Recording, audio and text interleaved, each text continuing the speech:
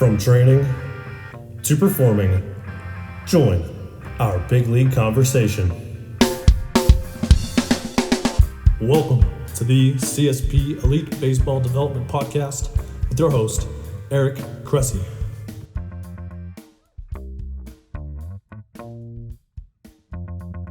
Welcome back to the CSP Elite Baseball Development Podcast. I'm your host, Eric Cressey, and this is episode 106. Today we have two guests, and they're actually from the same company, and it's a company that's got some innovative new ideas in the fitness space, particularly with respect to the strength and conditioning for rotational sport athletes. We've been fortunate to get in on the ground floor with them and really help to build out some of their power testing and also talk a lot about how to best utilize this equipment to train athletes to get better because of our niche in the baseball world. So definitely something where I've learned a lot from these two, and certainly we've collaborated quite a bit on some cool projects that we'll detail in this conversation. Just an interesting podcast for you to listen to in the context of where rotational sport training may be going in the years ahead, and certainly how we've leveraged some new technology to be better at what we do. This episode is brought to you by Athletic Greens, the most comprehensive NSF certified for sport daily nutritional supplement I've ever tried. With so many stressors in life, it's difficult to maintain effective nutritional habits and give our bodies the nutrients they need to thrive.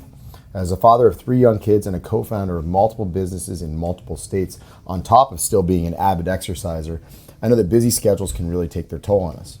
Whether it's poor sleep, exercise or life stressors, environmental factors, or simply not eating enough of the right foods, we can wind up deficient nutritionally. This is where Athletic Greens can really help. It's a game-changing nutritional insurance policy. They simplify the logistics of getting optimal nutrition on a daily basis by giving you just one thing with all the best things. And that's why I use it daily and recommend it to our athletes. 1 scoop of Athletic Greens contains 75 vitamins, minerals, and whole food sourced ingredients, including a multivitamin, multimineral, probiotic, green superfood blend, and more. They work together to fill the nutritional gaps in your diet, increase energy and focus, aid in digestion, recovery, and supporting of a healthy immune system. This all can happen without taking multiple products. While most nutritional products come to market and stay stagnant, Athletic Greens continues to obsessively improve this one holistic formula based on the latest research, producing 53 improvements over the last decade. They invest in the most absorbable and natural source of each ingredient and go above and beyond in third-party testing to ensure their customers continue to receive the highest quality and best daily nutritional habit on the planet. It's lifestyle friendly, whether you're keto, paleo, vegan, dairy-free, or gluten-free, and contains less than 1 gram of sugar without compromising on taste.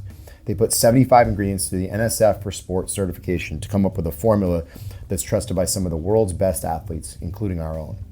Right now, Athletic Greens is giving our listeners 10 free travel packets with their subscription. Simply go to athleticgreens.com/Cressey to receive my offer. These travel packs are perfect for supporting your immune system, energy, and gut health when you're traveling for games, training, or simply when you're on the go. They can be a great counterbalance to less than ideal on-the-road food options. So if you want to bridge the gap between deficient and optimal and give yourself the best chance to get nutrient diversity, then head to athleticgreens.com/Cressey and get your 10 free travel packets today. Again, that's athleticgreens.com/Cressey, CRESSEY.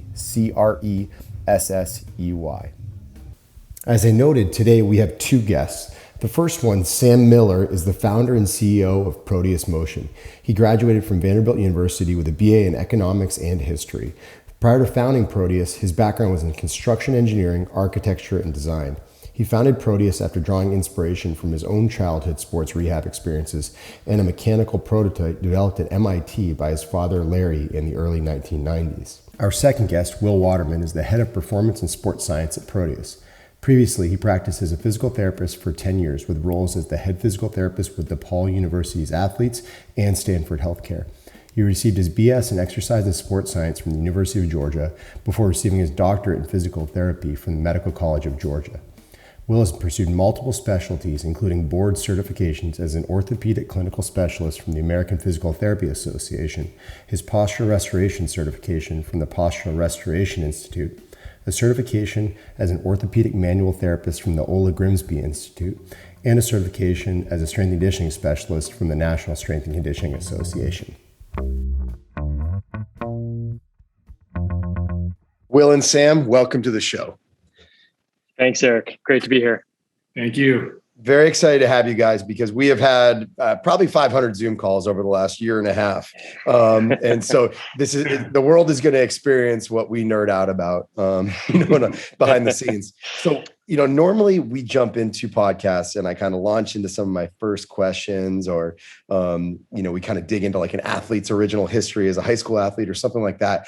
I'm going to tell a brief story because I think it actually sets the stage for this really well.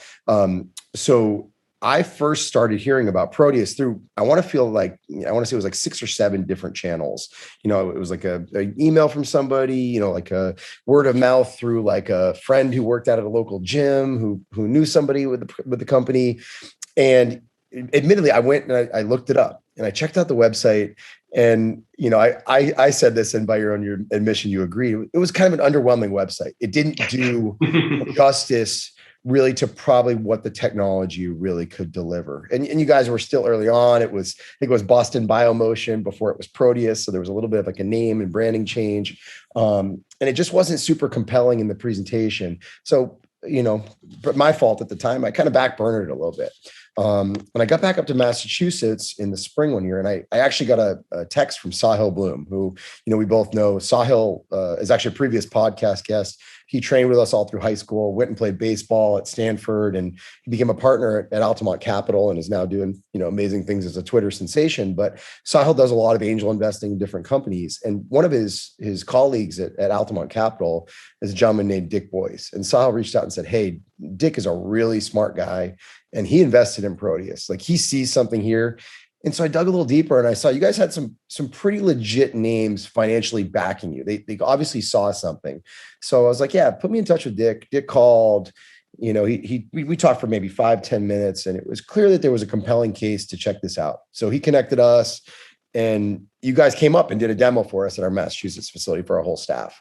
And to be honest, what I saw that day was dramatically different than what I saw in the YouTube videos and on the website. Maybe it was just that I saw it through my paradigm of dealing with rotational sport athletes. Like, this wasn't just like another functional trainer. It was something that I thought initially, hey, there's something we can use for some really legitimate, objective measures for return to play on rotator cuff stuff or scapular control, dynamics, or, even looking at like, side-to-side rotational power for people with oblique strains. Like, how can we return them back? So my head initially started going in the direction of kind of the clinical context, maybe not appreciating that there was maybe a little bit more of a mass market appeal, in the training of healthy athletes. And I give you guys a ton of credit is, the conversations evolved.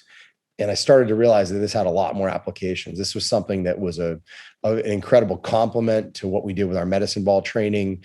It was a way to load in vectors that we previously hadn't been able to load in, where, if you take a 6-pound med ball and you turn it into a 20-pound med ball, that force goes up and down. It doesn't go side to side, whereas the Proteus would match you. So you could really deliver, force in the line of resistance that was desired. So really opened my mind. And frankly, now on a daily basis, we kind of find new utility for it. So I guess maybe the place I would go with this is, like, what were you thinking going into that first meeting we had when we started chatting this up before we were really collaborating? Like, what were the key selling features at the time for you that you were trying to highlight? So I love that you remember that, and we remember it vividly. I mean, I think that's the demo or the meeting that Will and I probably have prepared for most in all the years of us doing this, especially together. And by the way, we still have that messaging problem, right? Like it's different now because everything's evolved. But I mean, for us, it's like, the product and the technology, especially on the software side, is evolving so fast. It's like there's a lag in how we're able to communicate it, and to a certain extent, especially at the time that we met, which I think it was like probably 2+ years ago. It was like spring 19. It was definitely pre-COVID, right? Yeah, for sure. Yeah, that's exactly right. We were really trying to figure it out, but I think like the like bottom line is like, this is this is our whole story is about just grit and perseverance. And so I know and I remember vividly, like we pursued trying to get in touch with you for a while. And we've joked about this, as you said, like, we probably had a bunch of, throwing videos and, whatever online. And I think like,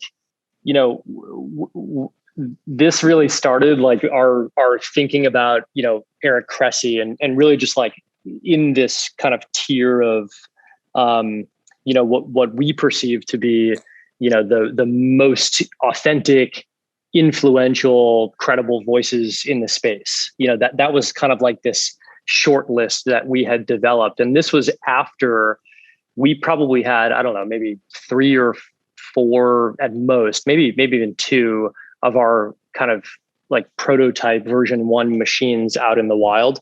And we started to notice things, with those first few machines that, like kind of confirmed, what our hypotheses were at the time. I think the surprises for us is that like the machines, those first 1.0 machines were they were being used like 10 times more than we had imagined they'd be used. And which was, they're really great positive indicators. And so I remember we were at one of our sites on the West Coast, Will and I, and we were thinking, it's one of those things where like we're having trouble communicating this. And part of the reason is because we kind of need to be taken to school in some way.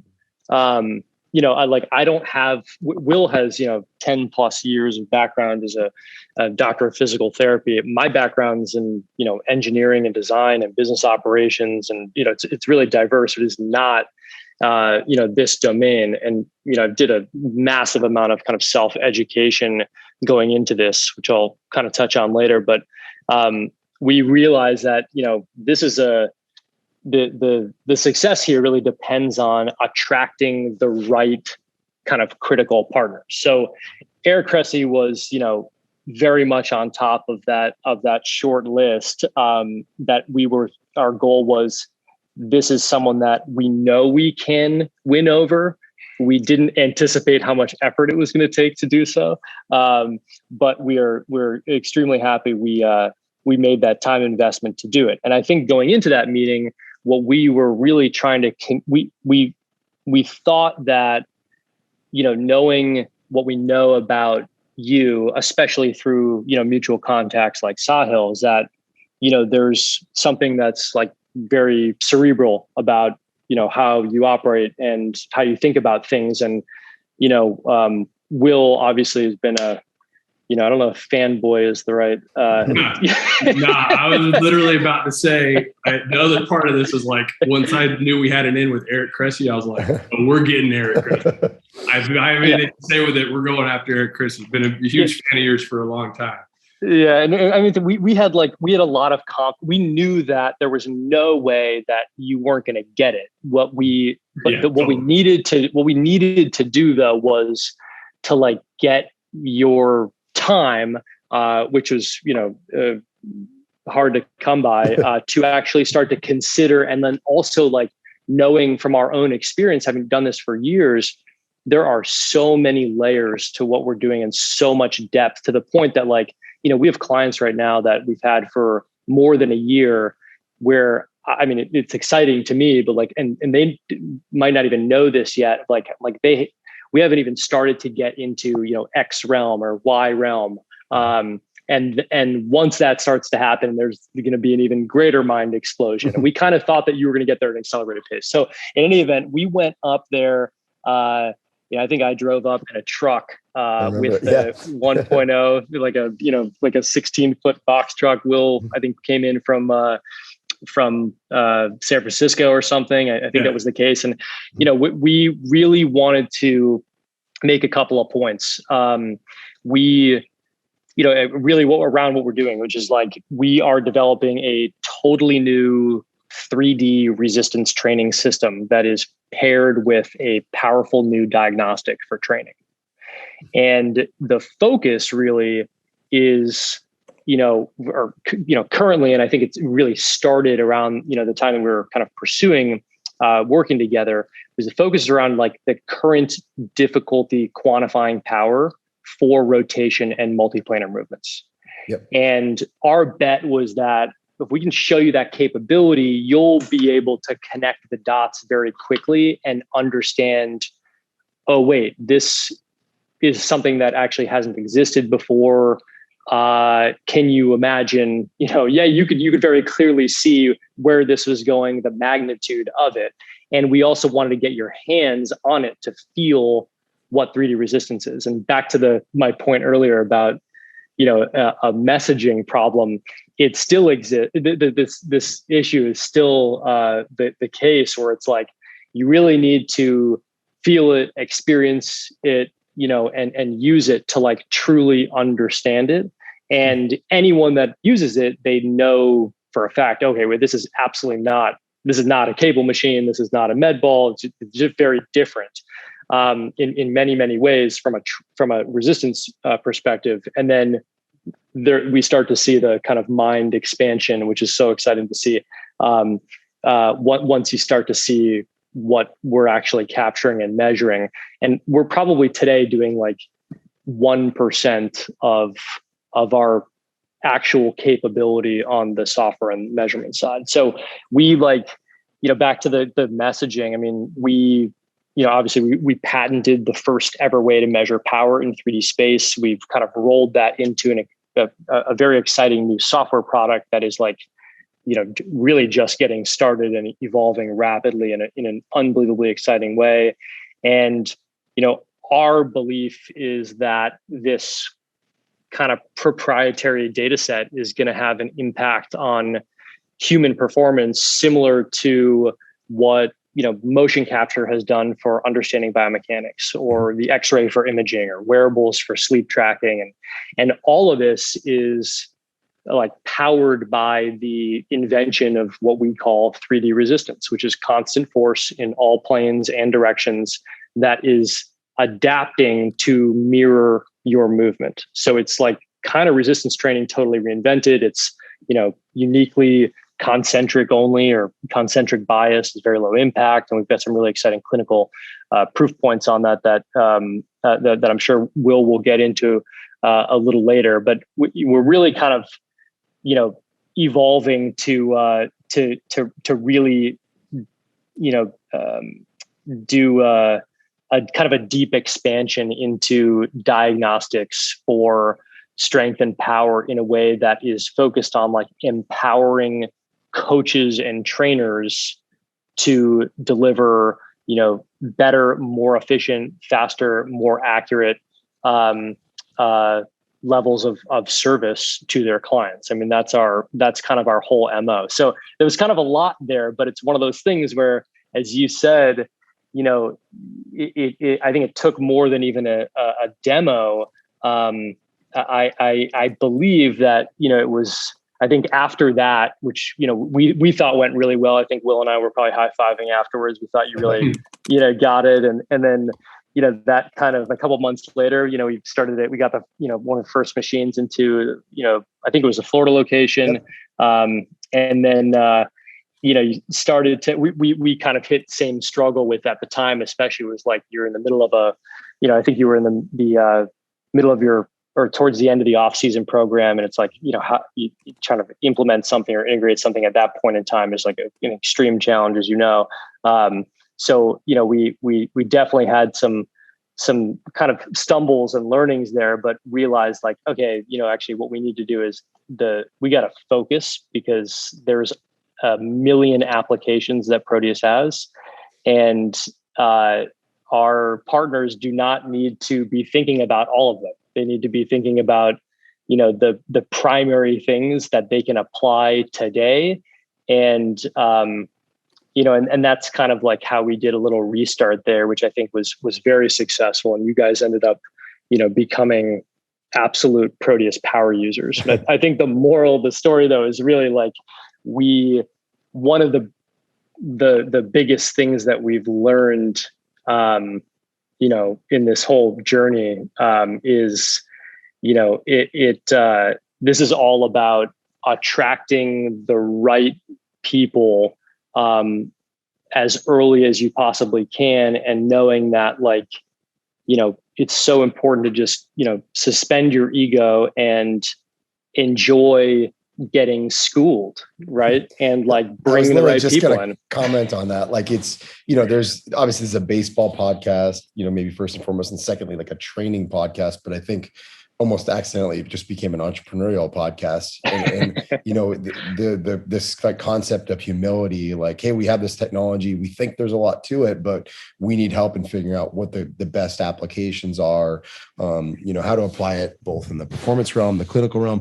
And I think so often, like we see, folks that, they think they've got it all figured out. So they'll pitch their product and say, that it cures cancer and will reunify ACL tears and, fix spinal cord injuries. It'll do everything. And, you kind of see through it quickly, and it has a snake oil salesman feel to it. So I think that was an important lesson. And also just like the concept of a warm intro, is like when there's a trusted, person in the mix that makes that connection that, gets your foot in the door really, really well. It's no different than a player getting scouted because a coach recommended him or something like that. But, that was a fun meeting, and it obviously kicked off a really cool relationship. I'm curious. Maybe we backtrack a little bit, and Will, I'm leaving you in the dark here. I haven't asked you a question yet, but I think it's important that Sam gives us the history of Proteus. So, tell us the story of where this started, and how you got involved in it. Yeah, I mean, it's I'm gonna be conscious of time here because the story is definitely lengthy, and I'm absolutely not going to tell the whole story right now.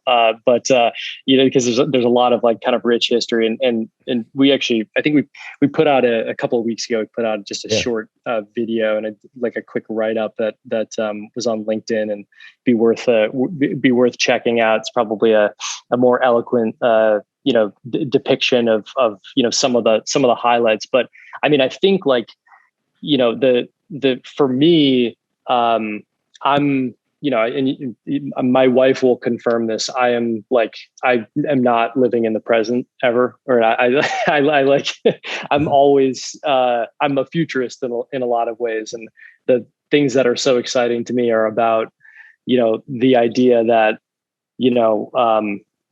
a year from now, 10 years from now, 20 years from now, et cetera, is just going to look, the world is going to look very different than it does today. And, same thing applies if you go back in time. It's hilarious to think about, what has changed and what didn't exist and how did people do it this way? I literally flew into New York, our headquarters in Brooklyn right now. And I was literally thinking about that today when I was using Google Maps. I was like, I remember when I used to print out MapQuest and, instructions. And even before that, I was like, what did people do? Right. The old maps. So I love this idea of of seeing where the world can be. And this is a very general, comment, but I think it very much applies to what we're doing. And then understanding that all of us or any of us can actually play a pretty significant role, depending on how much you want it, really, in shaping or influencing where that's headed and making a real impact. And so for me, that was like an underlying, something that I've always had, just this like fiery ambition that, I applied in a million different areas that were wrong at first. But we've very much feel like we've found our sweet spot and we have so much momentum and traction right now. It's just, everything is just confirming a lot of those kind of early thoughts. So, I mean, I was an athlete of all sports growing up. I went in stints in and out of rehab. I had osteochondritis dissecans, super painful in my knee, and went through the rehab training, rinse and repeat from age 9 through 18. And the genesis for me really revolved around this observation that despite this huge leap in quantifying performance and biometrics, et cetera, there's still this huge void that exists in understanding strength and power, which is so critical for athletic performance, and not even just athletic performance, just human performance.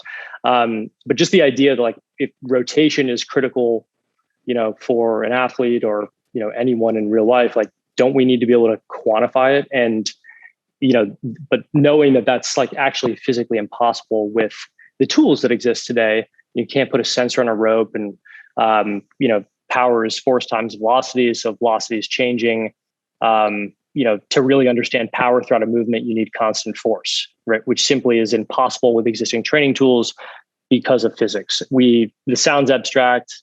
I mean, I know you guys get it, but there's a video coming out on this at the end of the month, next month, which I think is going to be really, really powerful. But I kind of started to see that almost all this new performance tech, from the, 2005 through today was, either a wearable or a camera or putting a sensor on an existing piece of equipment. I mean, that's what we're seeing in the fitness technology explosion. And that kind of led to this observation that a lot of the innovation going on in this space has not been so much around equipment or training tools.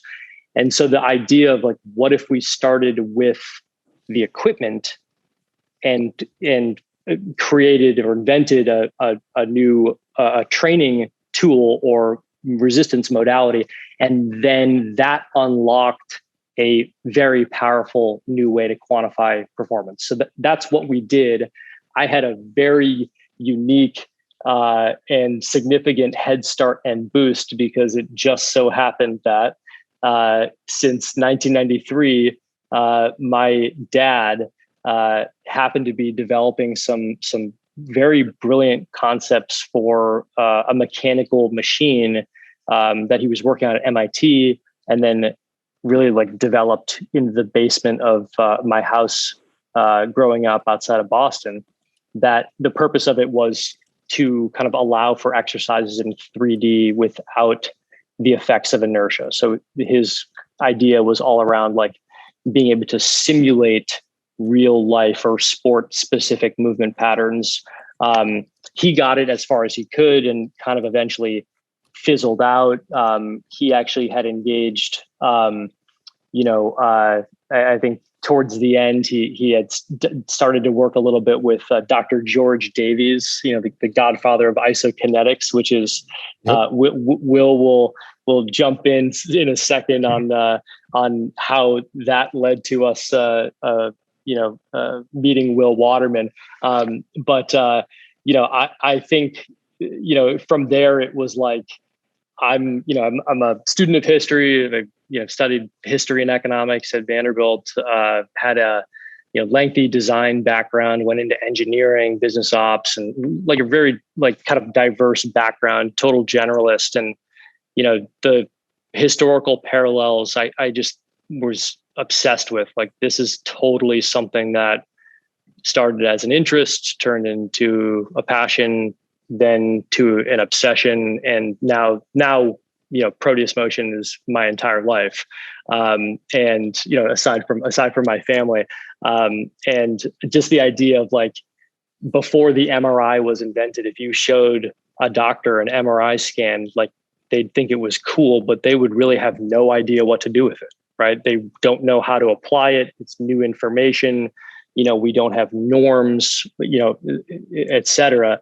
And so me not having a formal background in the markets that we were going into, I just went into a deep dive, consuming for several years, 2012, 2014, I probably read 1,000+ published research studies. I was purchasing textbooks that were prerequisites for physiology, kinesiology, of course, the Sturdy Shoulders program. I put myself out there. I bootstrapped the whole thing at first. I quit my job in 2015 and just went all in, several years developing it. And I got to this point where, I realized that, how important it's going to be attracting the right partners and early adopters, because it's not about if I can master, if it's not about me, right? If I can master these topics and communicate them and, certainly know enough to be dangerous. I'm covering a lot of ground here, but that's not what this is about. If we're really going to be introducing a completely new product that we internally know is revolutionary, but we can't just tell that to the world because it's not going to be believed, right? Mm-hmm. And it's all about so very, very early on, I think from the beginning, I was very conscious about the perception that this is a gimmick because it's just different. And it's very easy to like knock new things that you see. And I kind of ended up like learning to kind of enjoy that because I get to, sit back and smile and just kind of say, just wait, because we're kind of blowing up here. And I think it just goes back to like how we've been really, really fortunate to be surrounded by phenomenal people. It's all a result of, I knew exactly 0 people in this space when I started this. It's all just relationship building with the right people, building trust, being a good person. And that's kind of a lot of our ethos on top of like just intense grit and perseverance. And, being able to work with some of the people that we work with has been unbelievable. Like, just you talk about not just legitimacy, but great people and incredible talent. And we think that is the appropriate match for our company and our product because it's just the real deal. And, we really prioritize working with the right people that are the best fit for Proteus. And we have been completely blown away by the people we get to work with, guys like Jem Aaron at Lions Den in Oregon and Scotty Smith at Synergy in Green Bay and Kevin Hollabaugh, Proforce in Cincinnati. I mean, it's like, it just completely mind blowing. And we're insanely grateful. And I think like the whole thing about just gratitude and understanding, that this whole thing is about people. And we're really trying to do something that is meant to enhance and evolve and grow and provide a kind of a quantum leap in our kind of collective understanding of human performance, and doing that in a very narrow focused approach on sports performance right now, knowing that this eventually over time is, in its current and future state, our technology, we believe, is going to be totally ubiquitous as we expand into other markets and, as the capabilities expand and grow. But it all starts from, the right foundations and, being really careful and conservative in the early days about and disciplined about, setting off on that right trajectory. Right on. And Will's been sitting quietly, and you alluded to obviously collaborating with good people, and he comes in, probably with my next question is, at the end of the day, we're talking about this concept of 3D resistance training, 3D power assessment, 3D acceleration measurements. I think to a lot of people listening, if we're talking about the dad and the son who are, in the car riding to a baseball game or something like that right now, that's like, me describing Bitcoin to somebody. Like, I don't get Bitcoin. So, give me some insights on, how do you outline this when you're talking to, novice folks in the world of exercise physiology and training that may be able to really benefit from this technology? Yeah. I think it really comes down to making sure, the best thing you can do is feel it, obviously. But if you can't feel it, if you haven't felt it in person, then the easiest way to describe it is just making sure is to let people know that it's basically the same resistance in every direction. So if I push forward and back, I'm going to have the same resistance, up, down, left, right, in a circle. So I'm always getting the same resistance no matter what direction I move. And so I'm really going to be, so when you think about what that feels like, the best way to describe it to someone who doesn't know, or can't feel it right there live in person, is to say it feels like moving through like underwater, right? So if you move through water, right, you were to do any movement that you do, let's say with like a cable machine or something like that, and then you were to do that same movement underwater, you get that constant resistance that water would provide. That's what it feels like. So an analogy I give a lot is, and when we want to talk about specifically the benefits of that, right, from the training standpoint, a lot of it has to do with increasing the neuromuscular activation for a longer period of time, right? So if you do, let's say, a trunk rotation on Proteus, and you compare that to a trunk rotation on a cable machine or a pulley, to go back to the water analogy, think about doing trunk rotation in about chest high water, right? Now think about rotating with your arms straight out in front of you in chest high water, going left to right. Think about how hard your feet would be digging into the ground to stabilize you through that entire movement. Well, that's because the water is giving you this constant resistance throughout the entire movement, right? So it literally forcing the athlete through proprioceptive feedback to turn ground reaction force into rotational force at their hands, right? Think about how fundamentally different, and Eric, I know you know this better than anyone, how fundamentally different that is than a cable machine, which has only one single point in the middle of the range of motion where that resistance is peaked. Everything before that and everything after that is less, right? So the athlete only has to be organized for that one point in time when that resistance is peaked.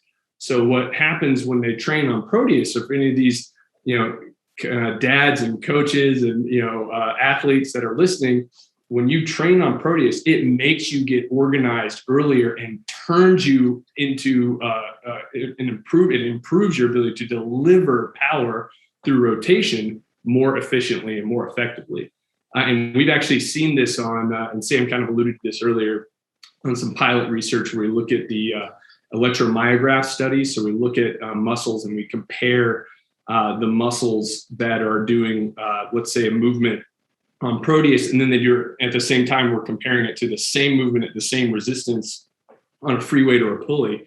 And we've seen in our pilot research up to 87% higher muscle activation and up to 95% greater workload or demand throughout the entire range of motion. So, and as you know, specifically when we're talking about developing power, it's all about the nervous system, right? Like you have to get the nervous system to fire. You have to get those big motor units firing together and in sequence and coordinated correctly. And that's what that 3D resistance provides. And from a training standpoint, how it improves performance. And then at the same time, obviously, as Sam has eloquently talked about, because we know where that handle is in 3D space, we can measure power, acceleration, deceleration, velocity, endurance, range of motion. We have all these different metrics that we're able to then quantify to provide these analytics to help the athlete find out what their weaknesses are and what their strengths are, so that we can really focus or help focus the programming to that. And I think that's really, really what we're all about, both from kind of the training side and from the assessment side. And I'm intrigued because, we talked a little about origins, both in terms of you reaching out to us, and then also, excuse me, where the company actually, came from. But I'm actually intrigued as when did the idea for the power report really start? Because I always saw, the quantifiable metrics as a way to get athletes to compete, both with other athletes and with them, each other, to create this, it's like throwing a radar gun on guys or something like that. There's a very objective component to it, but I never, until you guys proposed it to me, I never really appreciated this concept of, hey, this is something that we can also break out to actually, give us insights on how we should actually train people. So when did that brainchild start? And, and then maybe we can talk about what the test actually consists of. Sure. I mean, to us, it really goes back again to what Sam was saying. We're trying to provide this new type of data, right? That's looking at this area of performance that we know is so vital, right? So, something we say all the time, and I know this better than anyone, power is the currency of sport, right? You can only develop your strength for so much before you're, to a certain point, and then it's diminishing returns, right? You have to start applying speed to that, right? And you've been preaching this on top of a mountain, shouting it at everyone for years and years and years. And so we're just basically, we needed a way to more efficiently organize that, right? So that we could have people do a power report or do an assessment on Proteus, and it pick out exactly where they're the most powerful, where they're less powerful, right? So we can then help prescribe a program, or help them with their program prescription, so that we're more efficiently tackling their weaknesses and their strengths. And so initially it started out, okay, I think Sam and I and some of the, early team, we were sitting there going, okay, we have to do a test that is, first off, very generic, right? Because at the time we hadn't necessarily specialized, or we really found out that, we're picking up with rotational athletes. So we wanted to just keep it really simple and develop a test that would be able to assess power in every major region of the body, so we could demonstrate this concept of finding where people, have their strengths and weaknesses. And so we wanted it to be very quick, because one of the big selling points of the machine is you can do testing on it so quickly. Like you can do a full body power assessment in less than 5 minutes, right? So we really wanted to highlight that. So it, essentially we said, okay, I leaned on my background, as Sam mentioned, I originally got involved with Proteus because his dad brought the original prototype to my physical therapy school, and I did my thesis project on that machine under George Davies, and we did reliability and validity testing on it. And one of the things we were looking at is basically, comparing it to power, looking at power outputs, and trying to see how that power compared to, let's say, the same person doing the same type of movement, off of Proteus, and then seeing how well those lined up. Well, when we were doing this assessment or creating this concept, we're like, okay, we need this, but we need it for every area of the body. So what do you do when you do power testing? You do, 5 reps of maximum effort is usually a pretty typical protocol for each area.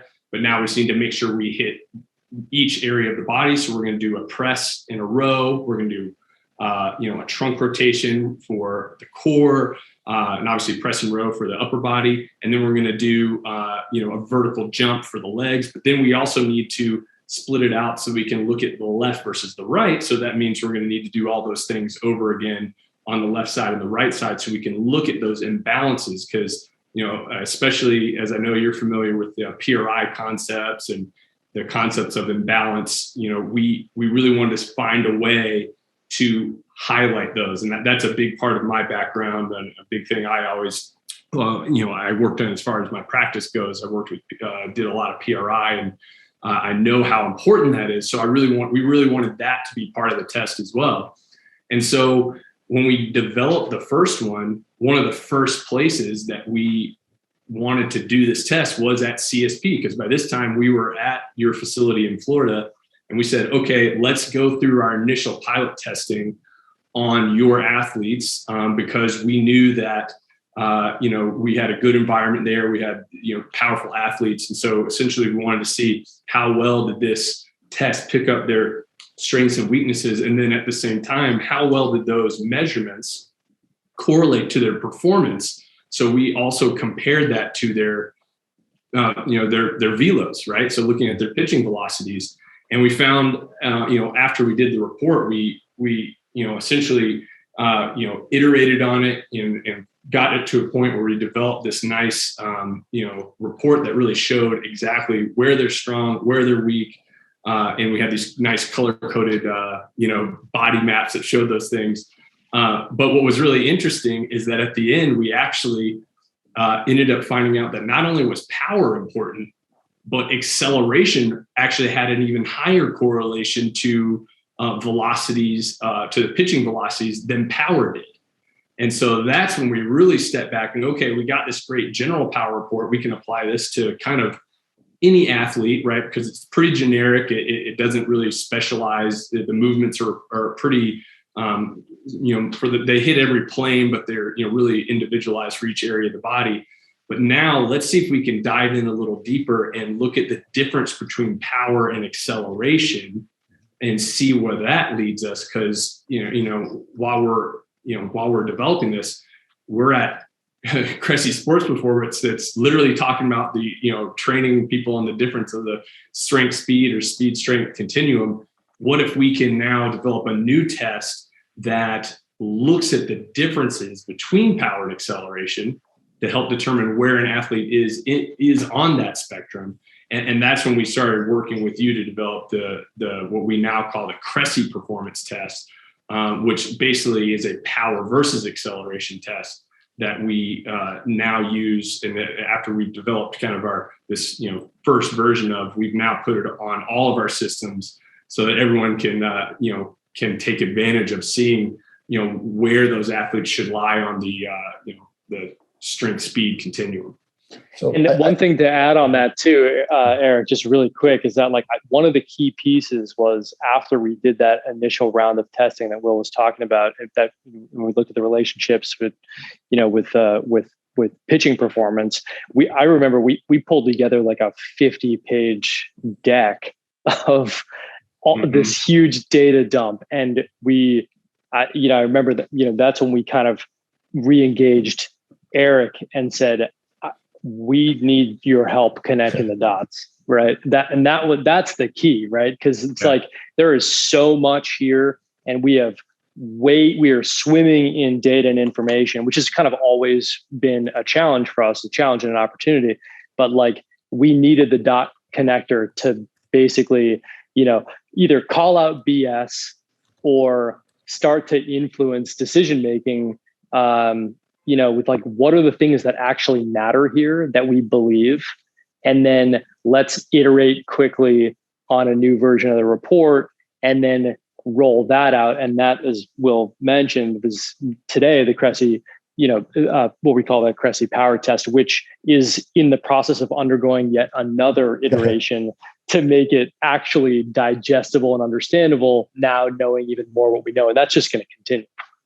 I think one of the things that will be really helpful, again, for the lay population more so is, Will, let's talk about the difference between power and acceleration. Why are they differentiated, and what's the training implication there? Sure. Yeah. So quite simply, power is force times velocity, right? So when you're looking at athletes, or you're looking at, performance, power is an expression of essentially how fast you can move, an object at any particular, weight, right? So, but when it comes to our device, we're really looking at, at what resistance, at any particular resistance, what's your peak velocity, right? And acceleration is just simply how quickly can you achieve peak velocity, right? So, someone that, this is a great analogy that I've heard from one of our star clients, Jarrett Phillips, who's at Train PMT in Texas. He always says it like this, right? You got a Mack truck and you got a Ferrari. Both can go 100 miles per hour, right? So in a lot of ways, both of those things can achieve the same velocity, but the Ferrari is going to be able to accelerate a lot more quickly to achieve that same velocity. So, we want our athletes to be more like Ferraris and not like Mack trucks, right? So, so that's really where it comes down to. So when it came to pitching, we saw that we had this greater correlation with acceleration to velocity than we did necessarily power. So we knew that was important. But that's really the basic concept of it. It's just how quickly you achieve the peak velocity. So both are important, but for kind of different reasons in different situations.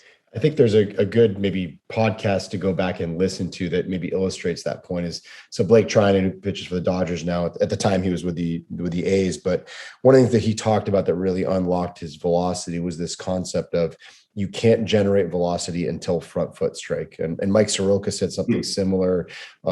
This understanding of is that, when that front foot gets down, that's kind of it's go time, right? Mm-hmm. And that's what acceleration is. It's not just being powerful with no direction at the wrong times, anything like that. In this, baseball world, acceleration at a specific juncture in time is vitally important, because we will see athletes who maybe are, they're sagittal plane beasts. They're, really just strong in a traditional weight room context, who maybe don't apply force, productively rotationally or, powerfully rotationally.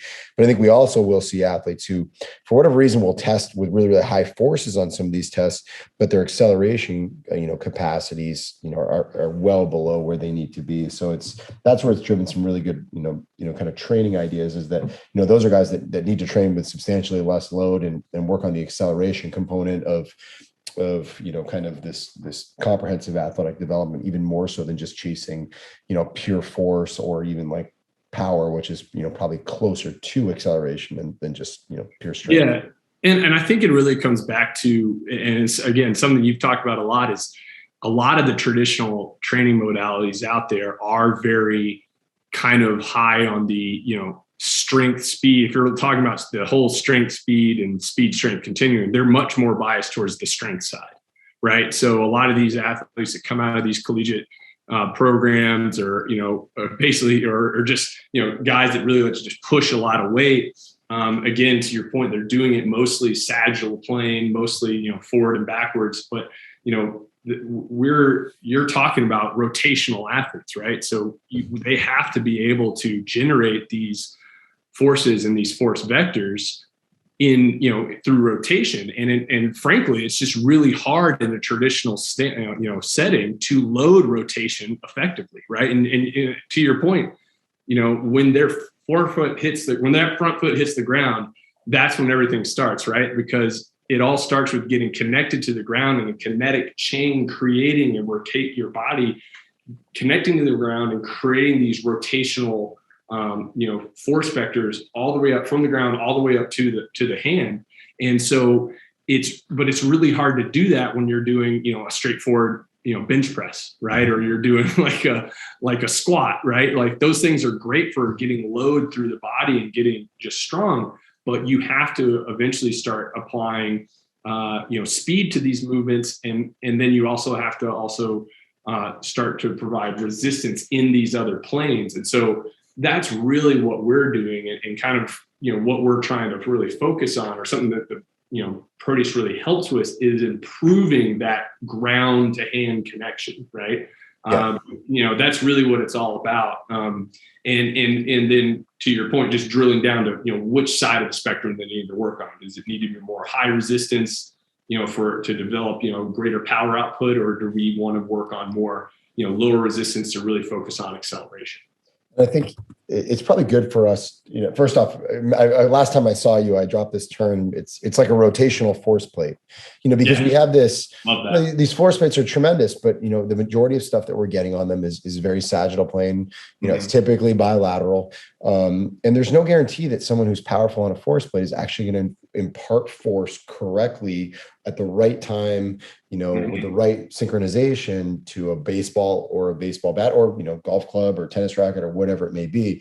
And that's where the handle is for me very, very different, is that you're actually perceiving what's taking place, further up, and you're still able to get some lower extremity stuff. But I think the proof is much more in terms of, what we're getting in terms of trunk / distal limb, motion. So, Will, what do you think about maybe going through some different scenarios that you'll see, or that we'll see, as we roll through some of this? The other thing I should say that I give you guys a ton of credit is we were the pilot guys for Proteus 1.0. As you noted, we had one of the few models that was out there, and as our good friend Tanner Allen described, it was like throwing a chew toy in a Rottweiler cage. We literally took 100-mile-an-hour arms and guys who hit really long home runs, and they threw that thing around like crazy. There were at times buttons and screws flying everywhere, but it was all in the name of science and good data. And you were very patient. And to your credit, you completely redesigned, the unit and created 2.0, which has been much more durable. It's a sleeker look. It's smaller. You really handled all of our constructive criticism like champ. So I respect that a lot. But let's work through some of those classic outcomes that you see. And obviously, very rarely do you have someone who's exclusively like a dream candidate for something. But Will, what are you looking at as these outputs come about, and how does it drive some training decisions? Yeah. So, the first thing is, and obviously when you're looking at these reports, the first thing that we like to look at when we talk about the Cressey, specifically the Cressey performance test, right? So when we look at the Cressey power report, is we're really looking at the difference between their overall power versus their overall acceleration, right? So one of the things the test does is, after they do, 5 reps of every exercise in the test, it basically spits out a number for their power on each side of their body, acceleration on each side of their body, and it also shows where they rank as far as total power output against all other Proteus users. And this is where, as Sam alluded to at the beginning, where we're really getting into using data to help us figure out, where people need to go, because we're collecting all this normative information. So after you do the test, we basically say, here's where you rank in power, here's where you rank in acceleration, as a kind of an overall summary of taking all your power scores and all your acceleration scores and putting it as just two simple numbers at the top to say, here's your power ranking, here's your acceleration ranking. And then the first thing we want to do is look at which one's higher, right? And a very, very basic way to look at this is, if the power is a lot higher than your acceleration, then we want to work on building up acceleration, right? So that athlete should work more on the speed strength side of the strength speed continuum, right? Versus if you saw the other way, where the acceleration is higher than their power, then the idea is there, we want to build up power. So we want to work on strength speed, right? So we want to work on heavier resistances, building up, peak velocity, and work on that power delivery. And so that's generally kind of the first place that we encourage people to look at and to determine kind of where they fit. And when you get that high acceleration, lower power, scenario, that kind of falls right in line with this concept of it's easier to make a fast guy strong than it is to make a strong guy fast, right? You want to take them right to max strength speed, just because force is probably the limiting factor in that overall, kind of equation. Yeah, exactly. And I think all those little insights that you gather, it's something that I saw when you first did a few of these live, connect the dots with the training background of the athlete and how they were scoring in the test and what you knew about their biomechanics and their assessments off of Proteus. And it was really cool to see those connections, right? And I think that's something you see a lot. Let's use an example of it. This is actually, I think it's an important thing to illustrate. So, to give you a quick background, this was probably late June, I'd say, when you came up to our Massachusetts facility. We actually had a Division I pitcher who had come out to play in the Cape Cod Baseball League. So he was doing his initial evaluation. Good arm, had just finished his. I want to say he was just done with his sophomore year. And he was an interesting case because he was a kid who got exposed to strength and conditioning late. So senior in high school, he kind of dabbled in it, and then he got to college and, went to a little bit of like a classic college strength and conditioning experience. I want to say he put on 25, 30 pounds in his first year, and he went from being like an 86 to 89 mile an hour arm up to being a guy who would, he'd touch a 93 here or there. But what was very interesting is that all spiked in that first year. So it happened his spring year and kind of like the short time before COVID shut it down. And then sophomore year, the velocity just didn't really change. If anything, it actually took a little bit of a step back. And we got to talking a little bit more about it. And it was a little bit of one of those scenarios where, if it worked in the first place, let's stick with it and it'll keep working. And it just didn't. And we see this a lot in, kind of these dynamics, is that, filling out, getting stronger, it works for a little bit, but then thereafter, you kind of stagnate with it sometimes. And what we asked about, what's the training history look like? And it was just very bilateral in nature. He had gone from 185 to 215 and really filled out. And, he'd taken care of some of those newbie gains, but it had plateaued pretty quickly. And what was interesting to it was, one, there was very little rotational, training that was taking place. He wasn't throwing med balls or, obviously what he was doing, as a pitcher was rotational, but it wasn't what we would call like, large amplitude like you would get with med balls or, with the Proteus or anything like that. But the other thing that I thought was intriguing is he did talk about how he felt like he had lost motion. And this is, something that we often see when these guys get, really, really toned up through lats and, all of a sudden hip internal rotation and thoracic rotation and shoulder motion, whether it's total motion in ER and IR or shoulder flexion, they just start to fall off. And we know losing systemic rotation is not ideal in a rotational sport athlete. It's certainly not ideal from like a general health standpoint. Like those are the people that, walk with no arm swing when they're 60 years old, and it just doesn't work well for the long term. Yeah, exactly. Yeah. So it's not what you necessarily like to see. They lose the squat pattern. It's a bad trend. And what was really intriguing was, we did the assessment, and then the next day we actually had this in service as a staff, and he was a live demo guy during it. And sure enough, we found this, this scenario where, he was actually like, and he was a guy who was deadlifting, 405 for 5 and, squatting 300 plus and everything. But what was interesting is, his his power numbers were okay. The acceleration numbers were not good at all. They were actually, really, really low down. And what you realize is the guy who's just kind of gotten slow strong. He hasn't learned how to use like the elastic qualities of the fascial system. He hasn't learned how to use the stretch shortening cycle effectively in rotational patterns, or he had it and the training actually over the course of time took it away from him. And this is something that I discovered kind of by accident dealing with pro guys over the years, is we'd have so many guys that, had, and I don't mean to disparage, like college strength conditioning in general, because I know some guys out there who are tremendous and do a great job. But I think often what we see is guys get really, really good in the first year and a half, and then they kind of stagnate on the tail end. They come to the private sector after they've been drafted, or maybe they're free agents. They want to continue to chase the dream. And, all of a sudden we start throwing more single arm, single leg stuff at them. We throw more rotational patterns at them. We work really hard to optimize hip mobility. And in many cases we take load away and they thrive later. And we're certainly seeing a trend in the industry with velocity-based training. And to me, this is a velocity-based training tool that is way more applicable in terms of movement patterns. I don't know if you'd agree.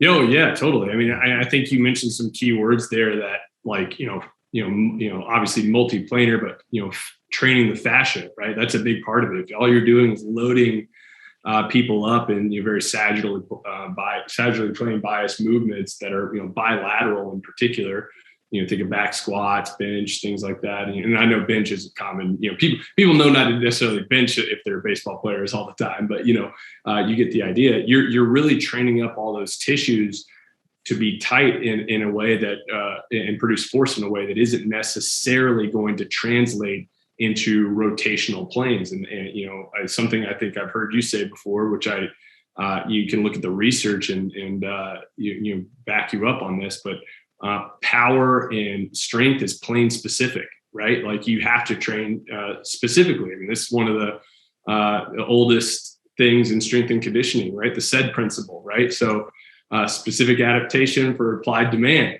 So you have to put the right demands on the athlete. So it really has to come down to, loading them in these rotational planes and through these, through these different, fascial slings in order to have the athlete be efficient at and moving in those patterns. So, that's one of the things that, we're really, really good at as a technology, is loading through those different planes and making sure the athlete's getting those correct loads. And we're really just looking at the data to help us figure out exactly, where they need to get that and how much of it and kind of what load spectrum they needed. So, and another great example of this is another part of the test that we developed with you. And this was really, we really started this at your facility. And I think it's going to be a big thing that we're going to continue to look at, which is comparing the ability to do counter move, to develop for the athlete to develop counter movement power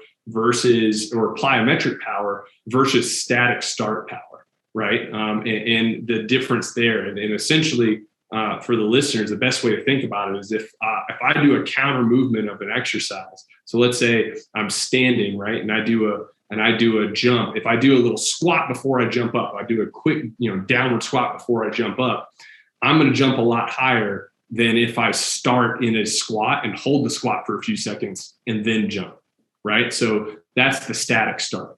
So what we looked at on your test was doing that, but we looked at it in rotation. So we have players, when they do the Cressey performance test, in order to test that ability for them to use those fascial slings and get that reactive strength, we have this component where we have them do a counter movement rotation, and then we have a static start rotation, and we compare that power output. The power output on the counter movement version should be about 10 to 15% higher. And if it's not, it's an indication that that athlete is not very efficient at using those fascial slings and getting that free elastic recoil that a counter movement should create. And that's something that we just, I don't know of another way to do that, especially this efficiently, or measure that before Proteus. And it's something we really try to, we first, pioneered at your facility. Yeah, absolutely. And, so obviously another portion of this is looking at asymmetries, right? We seen guys who have, had previous shoulder surgeries where, to me, this is like, it's a little bit of like a full body dynamometer, right? I've never been a huge fan of a lot of like the, very specific joint tests, just because, very rarely does your cuff work in isolation like that. And I like the idea. And many of our athletes over the years have commented to me that they like to do more of their cuff exercises in standing. And, maybe you can't use Proteus to train like extreme end range external rotation, but, you can get some pretty good indicators of what a limiting factor, like the lower extremity and the core, like the balance component, are with respect to actually being, truly functional in the upper extremity when you do like a, D2 flexion extension in a split stance position or something like that. So, I think the asymmetry stuff is probably stuff we glaze over a little bit when we look at a power test, but it's probably the single most important for maybe protecting against downside, looking for, something that might, theoretically lead to injury down the road. Yeah. And I think to your point, and it's something that, we now know, but some amount of asymmetry is normal, right? Like you're not, symmetry does not exist in the human body. And in fact, if it does exist, it's usually a sign that something's wrong rather than something being right. But there is obviously it's on a spectrum. So the other end of that is that if you have too much asymmetry, there can be a problem there as well. So what we're trying to do with some of the data is really find out what those normal ranges are and call out when we see something that's, extreme either way.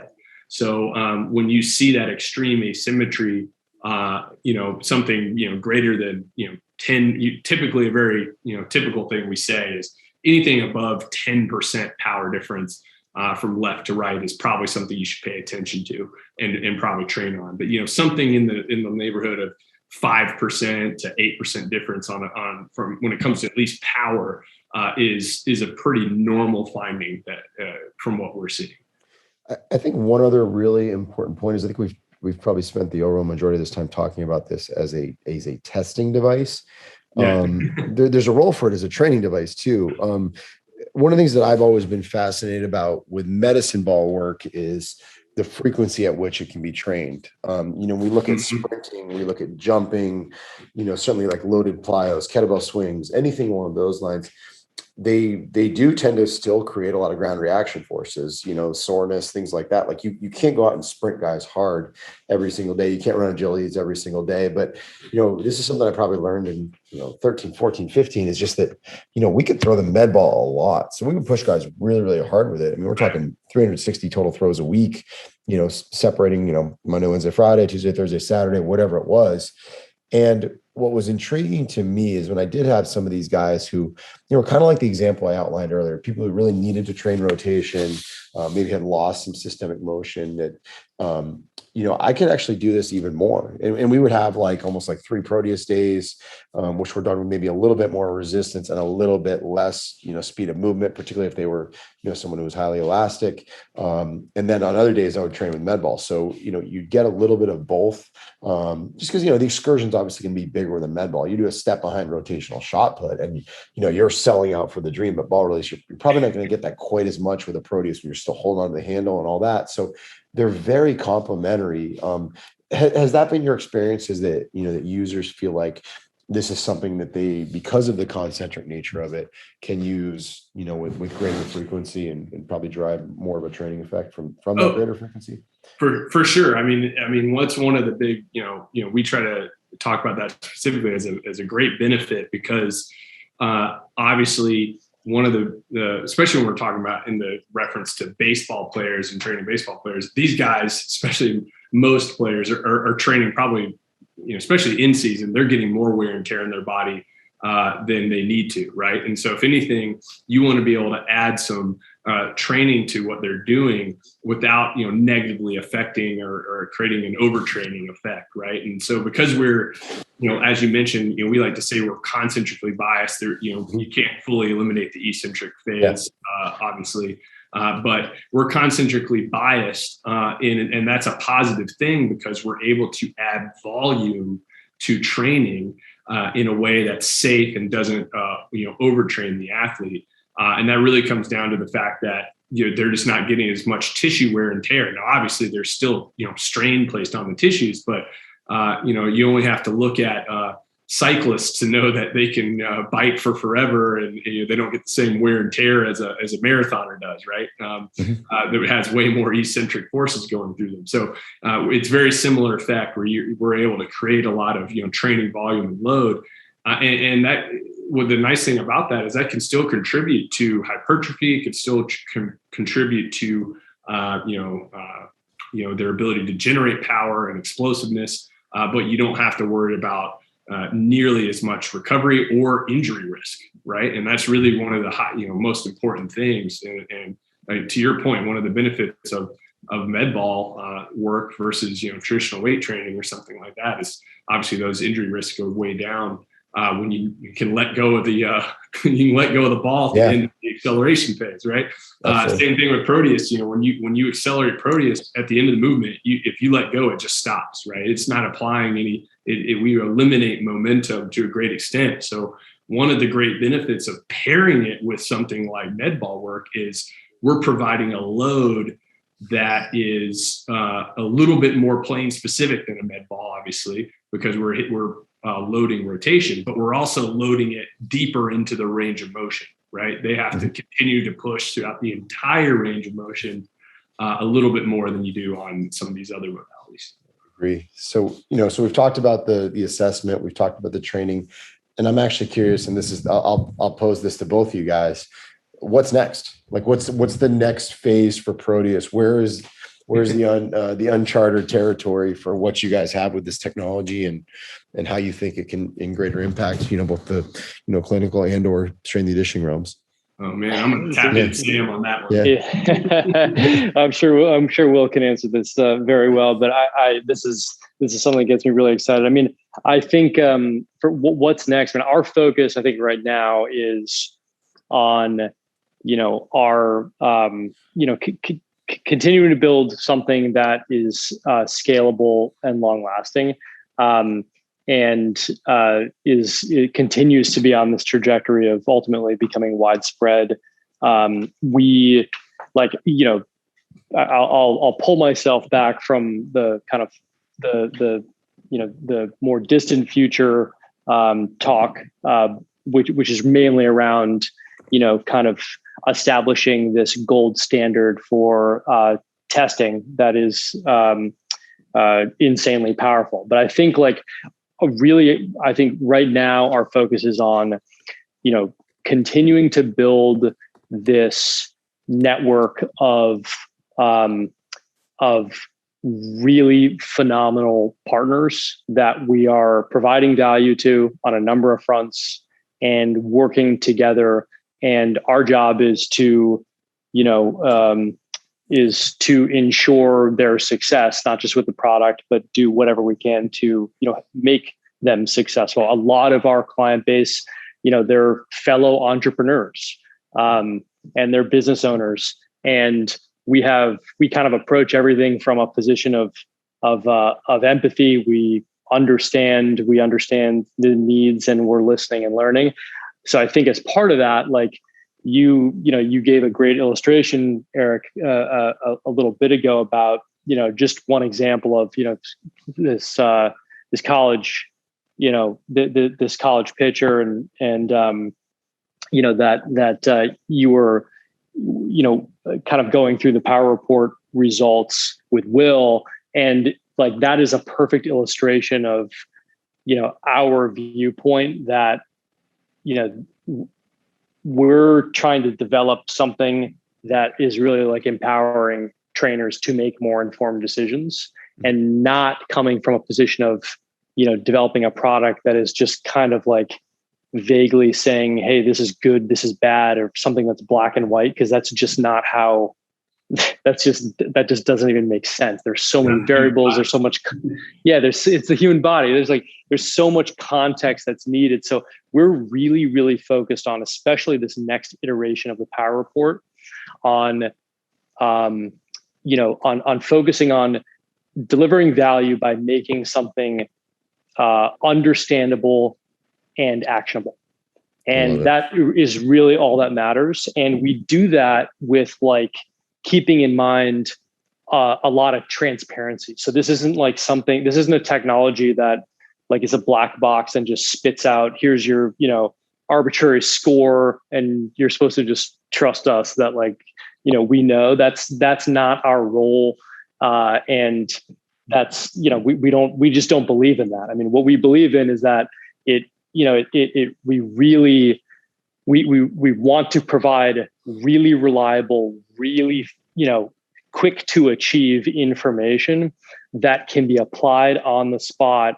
And, some of that information may be confirmatory because there's, a lot of, there's a pretty large population of trainers out there that make a lot of gut decisions. And oftentimes like that's just spot on, but what we want to do is provide this level of objective information that either confirms or, really just elevates the quality and the level of the services they can provide while also engaging the end user, the athlete, in a way that's really exciting through either competition and through positives. But that's my long answer, but I think it's really around simplicity and kind of organizing this massive data set that we have into things that make sense and things that can be easily understood, easily applied, and use that as a tool to elevate the training experience. Yeah, and the only thing I'll add there is, because we're collecting all this data and we got all this demographic data, we're going to be able to apply all these recommendations very specifically to the person that's actually training, right? So if you want to get recommendations for, this particular age group, 15-year-old baseball player or pitcher, you can get down to the position level and see where they are compared to other people at that same, in that same cohort. We're going to show you that and make recommendations for all those specific different cohorts instead of just saying like, a blanket statement as Sam said, where it's just a black box. We want to make sure we're really using that data that we're gathering and doing that analysis to make it more applicable for any population that's training on the machine. So whether that's for, sports performance or rehab or even just general fitness. I think that's awesome stuff. And to echo your point, I think building that data set out is huge because it allows you to show that 15-year-old kid, what he needs to do if he wants to throw as hard as the 18-year-old that's across the gym or something like that. And often we think it's always about specific endeavors, right? It's get on an aggressive throwing program or, something like that. In a lot of cases, it's get a lot stronger, keep showing up consistently, throw the crap out of the med ball, eat everything in sight, and just do it consistently for the next couple of years, and you will be there. So that's one of my hopes for it is building out a year-by-year trajectory where we can actually say like, here's what we would expect of high school athletes, kids that come in when they're 15. And, what do we look at when these guys go from throwing 76 to 78 as freshmen, all of a sudden they're first round picks by the time they're seniors? Is it a steady linear progression? Is it surges? And then, periods where they, kind of go in and out of season where we maybe see dips in this stuff. So we're very excited to actually use it to quantify some of this stuff from a I love it. Development model. I love it. I mean, that is all just so spot on. Like we're capturing a massive amount of data, and it is like we're making huge investments right now on the software team side, and just starting to like build up this intelligence engine that gets really, really smart and powerful in a really exciting way. So there is like I said from the beginning, we've achieved about 1% of our total capabilities here. And it's like, this is the stuff I wake up very early in the morning and get very excited about every single day. I love it. Nice. Well, guys, this is outstanding. A lot of stuff that I had obviously learned and experienced through interactions with you and collaborations with you, but also some kind of cool behind the scenes stuff that, I hadn't heard before that hopefully our listeners enjoyed as much as I did. So the website is proteusmotion.com. It's Proteus motion.com. And it's also Proteus Motion on both Instagram and Twitter. And actually lots of regular content there that, that is very educational. It's not just highlighting like the different exercise we do, but there's really a high focus on, the why behind what we do. So big credit to you guys for taking some cool technology and blowing it up and making it something special. And obviously, thank you very much for letting us be a part of it and all your support of Cressey Sports Performance. I appreciate it, Eric. Super grateful. Yeah, honor to be on the show too. Really appreciate it. You got it. Thanks, guys. Thank you for joining us for another episode of the CSP Elite Baseball Development Podcast.